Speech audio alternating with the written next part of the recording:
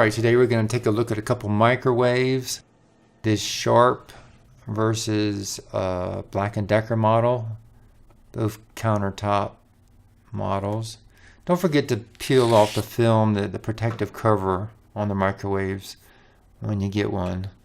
Now, the dimensions here, we have 13.25 that way, 9 inches that way, 15.5 inches deep on this Sharp model.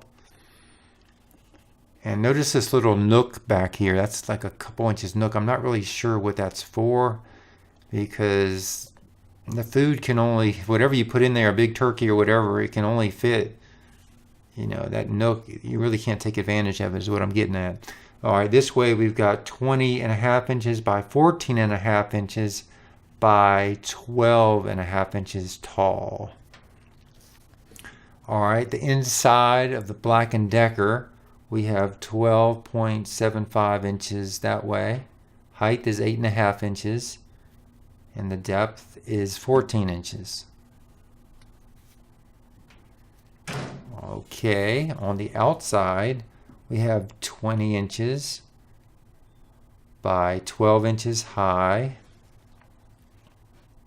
by 14.5 inches deep.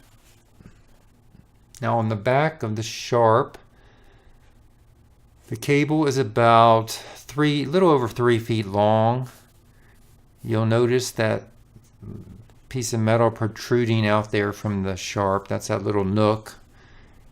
So you want to take that into account, whatever table you're planning on putting it on. Now on the Black & Decker, it's got one of those little things, I don't know what that is, that stick out like on a lot of microwaves. The cable's about the same length, a little over 3 feet. Now microwaves with these push buttons, I can't deal with them. I gotta have a handle. Okay, the Sharp's got a little bit, you can get your hand up in there a little bit more than the Black & Decker. So handle's a little nicer on the Sharp. This little glass tray is the exact same on both the Sharp and the Black & Decker. And the tray is 12.5 inches, same size and everything. Okay, inside, you see it's gray on the Sharp, and on the Black & Decker it's your standard white. Okay, checking out how loud the Black & Decker microwave is. So I'm just going to start it and talk while it's doing its thing, making its noise, so you can hear. If you listen closely, there's a little teeny bit of rattling, but this will just give you some perspective. I'm talking over the microwave. You can hear it in the background.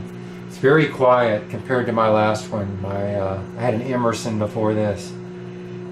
Very quiet, just a slight rattle in there. Just the plate must not be level or something, but overall, not bad at all. Okay, now it's time to test the noise level of the Sharp microwave. Let's start it up. And it too is very quiet. I would say it's about a tie, although the Sharp doesn't have that rattling noise that you hear every once in a while in the Black & Decker. So I'm going to say the Sharp wins a little bit in this category.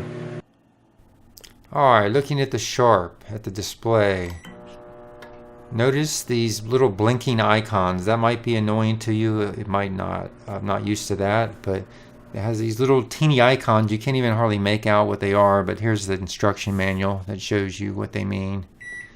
Alright, I'm just going to go over some of the functions. Setting the clock, that's how you do it.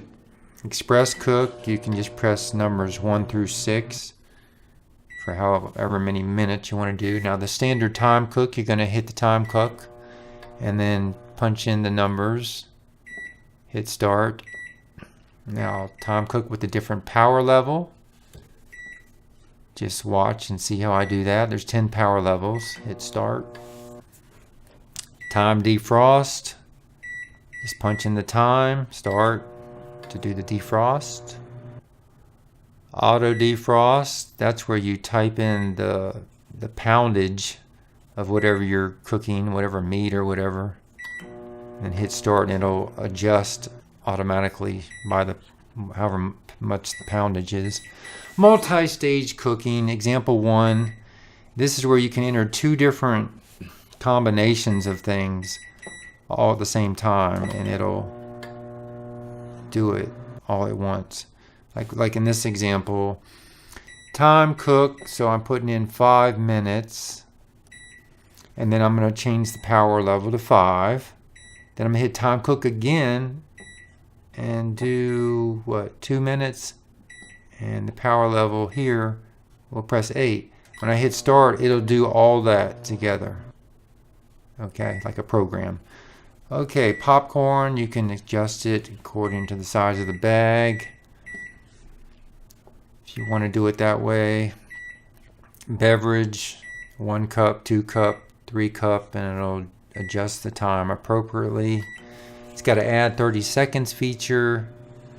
Say it's counting down, you decide you want to add 30 seconds to it. Just push the button, add 30 seconds. Sensor cook, that's the big difference between this one and the Black & Decker. Has these choices here like potato and frozen entree, and when you press that, it's supposed to sense the steam coming from the food, and it'll shut off accordingly. So I've never seen a feature like this on a microwave. So it is the manual. You can pause this if you want to read it. Alright, it's got a memory feature, 1 to 3. You can set a certain time to one of the 3 memories. Like my coffee, I usually do 1 minute and 30 seconds. So then I could just select memory 1 and then hit start.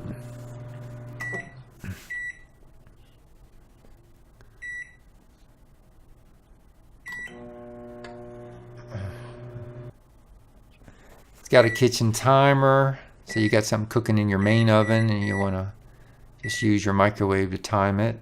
It'll beep at the end. That's nice. Got a child lock feature where if you hold the stop button for 3 seconds, it'll make it so the keys are unresponsive. You're not able to activate anything. And then to take the child lock off, you just hold it for 3 more seconds. You can see that little icon up there. Goes away. Okay, now taking a look at the Black & Decker, it's got a green LED as opposed to blue, and I like how the time cook button is at all the way to the top and to the left, so it's easier to, where the sharp kind of embeds it in the middle of the buttons.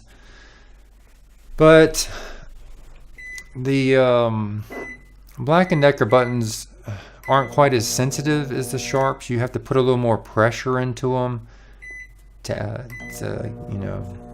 make them work. And they're also a little smaller.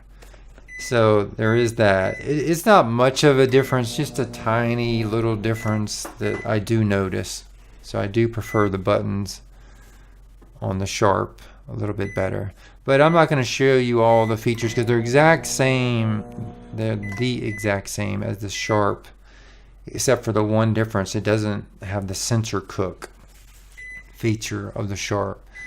So I'm just sort of playing around with this, just showing you how it's basically exactly the same as the sharp. Same exact features, except for no sensor cook. Alright, now let's test it out on some food. I've got a big burrito here, and I'm going to cook it in both microwaves to see which one cooks it better. Follow the instructions on the bag of the microwave. Cook it in the sharp. Cut it apart. Turned out pretty good. It's a little lukewarm in the middle, but other than that, pretty good. It is a very thick burrito. However, the Black & Decker actually did a better job using the same settings and same time, and it was completely hot all the way through. Perfect. So the Black & Decker really impressed me with the burrito test. Then I tested out some microwave dinners in both, and the results this time were even. they both did a great job. Cooked it all the way through, perfectly nice and hot all the way through on both microwaves. So I would say it would be a tie on this challenge. And now, this is what the Sharp looks like. If you're looking through the window, if you want to see how much light it puts out, it is kind of hard to see what's cooking in there because of the mesh on the door. But of course, if you open it up, it's nice and bright. This one has a LED light in it. So with the Black & Decker, same problem. You can't really see it very well. It's about a tie there as far as looking through the window to see what's in there. But when you open it, nice and bright. Now, this is just for the Sharp. I'm going to reheat this food. It's cold now. And I'm going to use this special feature on the Sharp, the sensor reheat. So it's just, I don't have to punch in a time. I just hit that button and it's going to automatically sense when it's steaming and shut off. And it did a really good job. It was perfect. Nice and hot. Really impressed with that. So the Sharp. Here's the display panel. See where the time cook button is? It's kind of, I don't really like where that's positioned, but oh well. Black & Decker, you can see the time cook is up at the top left. I like that better. Now here's some prices and reviews showing you, like I think that's Amazon, Best Buy. Of course the Sharp costs more. But you can see gets good reviews on there. Now here's the Black & Decker. That's the price as of 4/7/18 at Target. Okay, so there you have it. There's a comparison between the two models there, the Black & Decker and the Sharp. I know there's hundreds of models on the market to choose from, but these two caught my eye and I wanted to compare them.